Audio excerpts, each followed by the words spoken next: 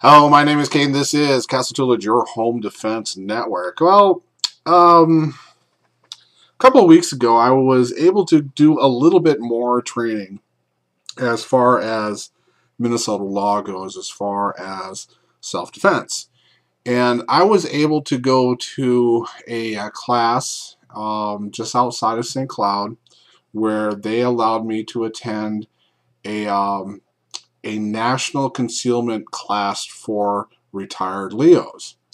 And I was very thankful for this. They allowed me in there. One of the reasons why I wanted to go is because one of the speakers was a current sitting county prosecutor for one of the, I won't say what county because I'm going to say a couple of things. Current county prosecutor in one of the Minnesota counties. And then they also had an ex prosecutor that was in several other counties. Okay. And I think they retired in 2006. So I was very privileged to go through it, and I was kind of disappointed in what they were doing. They were kind of tag teaming it, and it was very awkward and compartmentalized. One thing that I got there, and this is going to be an illumination and a validation of my little channel. I don't do hardware. I'm not the guy who's out there shooting guns and having it on videotape and having all these reviews on all these things that get sent to me, and I just don't do that. But there was one saying in there that really hit me home to where I am on the right path with this channel. I am proud to say that I in the next 60 days or the next 45 days, I'm going to have 2,000 subscribers, and it actually boggles my mind because I'm not that internet guy. I'm with all the social media. I like to have that privacy on it, but it will probably be changing here very shortly, and I'm going to be getting into it in a little later. But the saying was that professionals talk about, amateurs talk hardware, professionals talk software.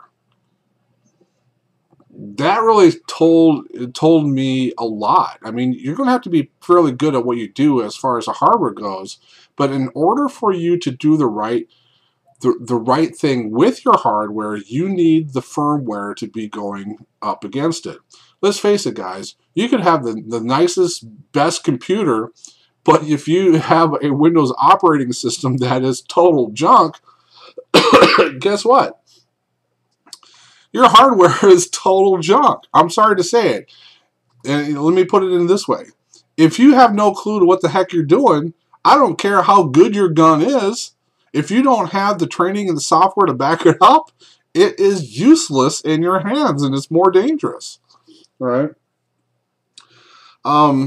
What I am proud to say is this, is that I have enrolled in a program that is going to be an accredited program for self-defense law. Now, I'm not going to be a lawyer. That's still not going to make me a lawyer, but after it is done, I will have a piece of paper certifying me as XYZ, and I'll allow that. I'll get into it more and more. Now, this isn't going to happen until about February or March. I've already started the training last week, and it's going to take that long to get me my certification or accreditation, whatever you want to call it. And I'm very excited to do that because for me, software is the key. I'm not showing off a new Glock 26. Okay, it's just not going to do that. But the other thing that I've kind of realized, I've been I've been wrapped up in a little bit of a world as far as the legal aspect is gone, and I'm not going to divulge what part of it. I'm no longer part of that world.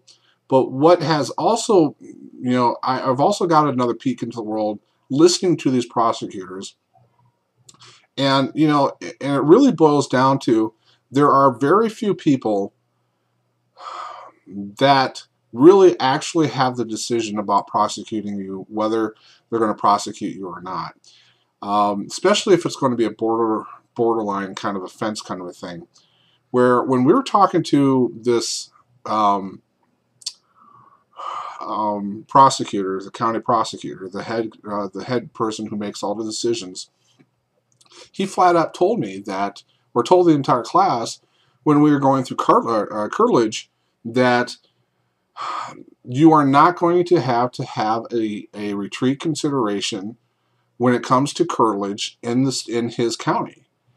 And and I asked him, I go, well, what about this case?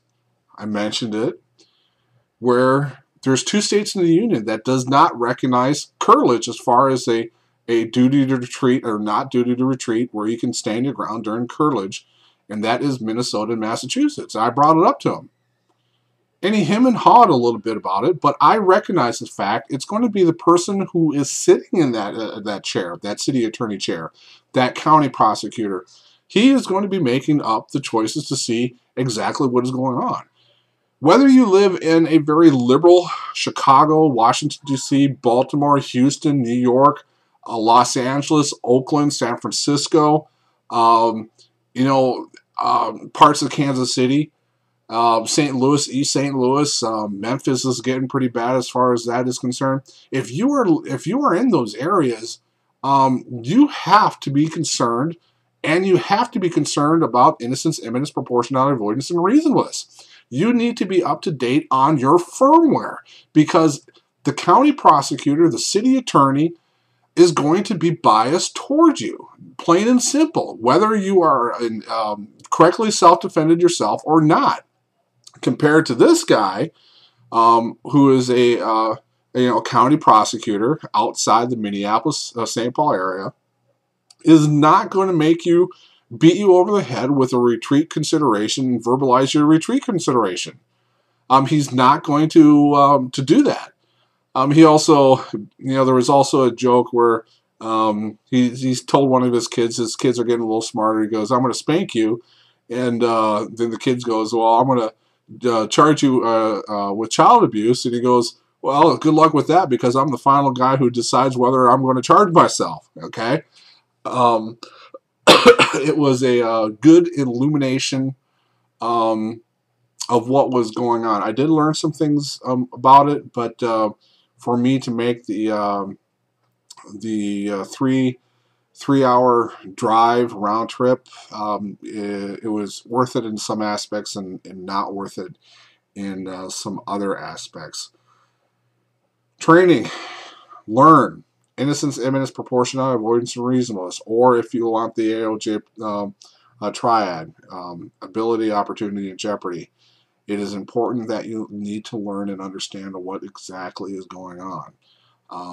I'm excited to get my creds with this, and what I will tell you is that I am anonymous right now, and as soon as I get my credentials, I will have to tell you my real name. Guess what? It's not Caden. It's not Castle Tutelage. I want to say anonymous as much as possible, but I still want to have Castle Tutelage have the credibility. But as soon as I get my credentials, the channel name will change to my real name, because I think at that point it's going to be extraordinarily important for me to do that. My name is Caden. This is Castle Tutelage, your home defense network. I hope this helped.